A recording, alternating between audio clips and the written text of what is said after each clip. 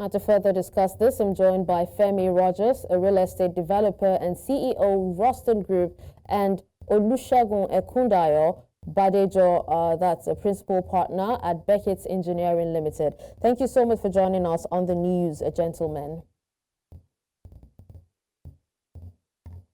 So let me begin with Mr. Rogers. Mr. Rogers, as a developer, what steps do you take to prioritize safety and quality control in your own projects, and how do you think that this can become standard industry practice?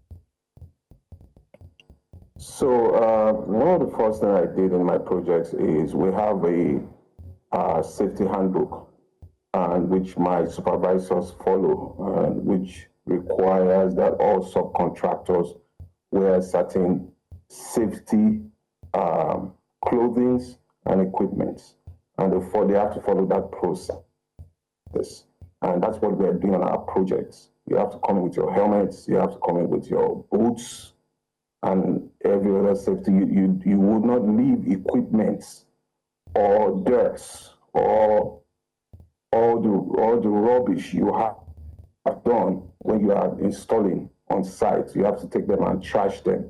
Those are the safety rules we made on our projects, and we follow by it strictly.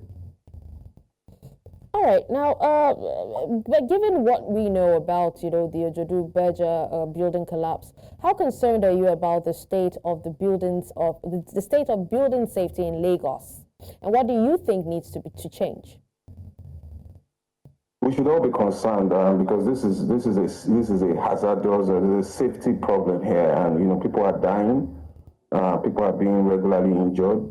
We've had this continuously happen from time to time. I remember we had one in Ikoyi recently, about 2 buildings, just collapsed suddenly, and it's been happening frequently. We can see that this is a systemic problem. The government should put in place strict permitting system and regulation as well. So we should look at a situation where the codes are updated. I'm sure that the codes they have in Lagos states is being the old code, so it should be updated, regularly updated. We should regularly inspect construction sites during construction. We should also probably educate the builders and the developers, and probably even insist that they are certified.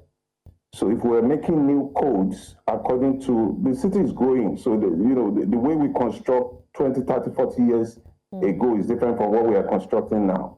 So the codes should change, and we should educate the builders. We should even probably ask them to have certification so that we'll be able to manage these people. We know who is constructing. And I think the most important of all is that there should be consequences for the stakeholders. The people that are responsible for this problem should have legal consequences. Okay, speaking of consequences, now, what red flags, do you likely look for when assessing a building's structural integrity? And also, how often do you think that inspections should happen? When you are looking at a building that has a defect, there's a lot of red flags you see. One of them is, when you drive around Lagos, sometimes you see buildings that are tilting.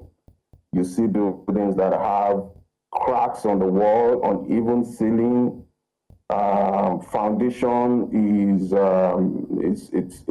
slanting. Sometimes you have rebar, reinforcement bars sticking out that are rusted. You have the wall bearing, the load bearing walls, cracks on them. Those are the telltale signs. Those are the red flags that you see to know that there's a problem with this building. And what we should do is we should have regular inspection. The first thing is, first of all, we should update our codes, and we should make sure that these people have permit before they build. Then there should be regular inspection. There should be inspection before you build, soil test and all that.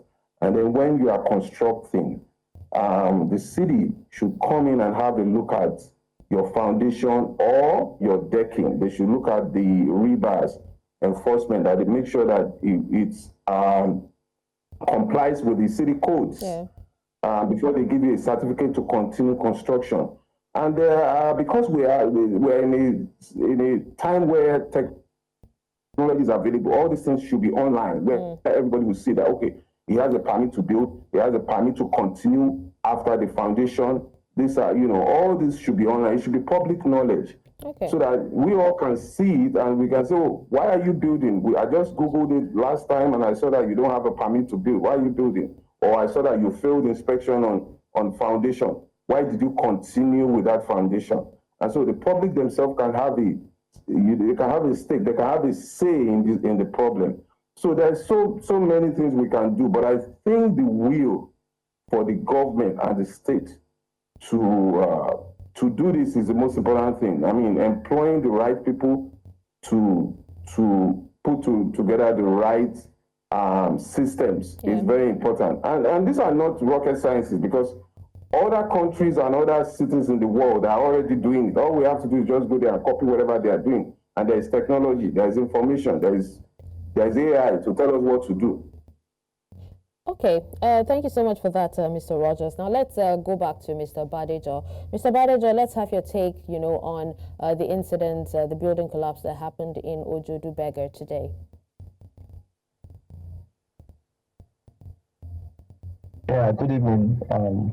Yeah, it's unfortunate that this keep occurring, especially in Lagos State, despite the fact that the government agency are doing their best on their own part.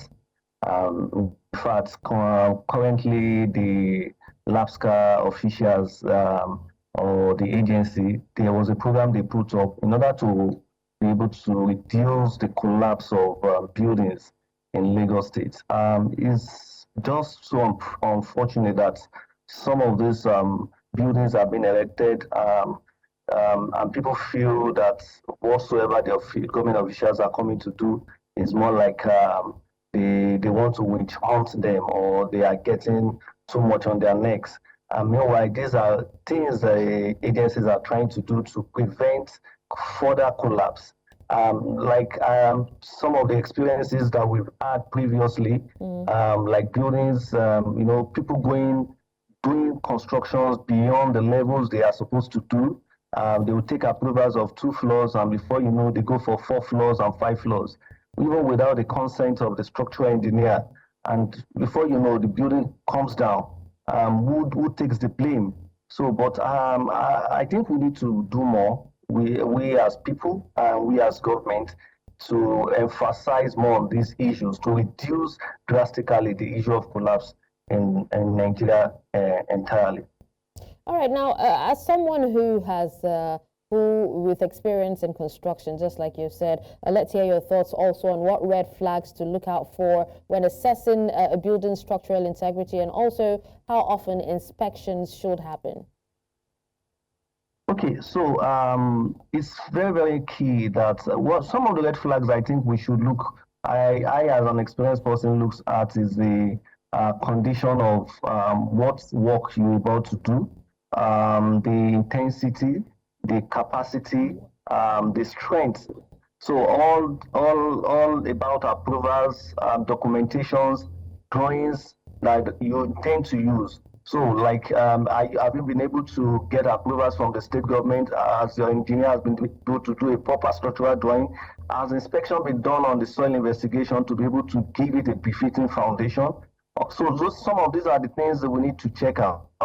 And when it comes to if we've been able to handle such issues, I think I still go back to the state government to keep to do more on these issues, to erase total collapse, if possible, from my own side.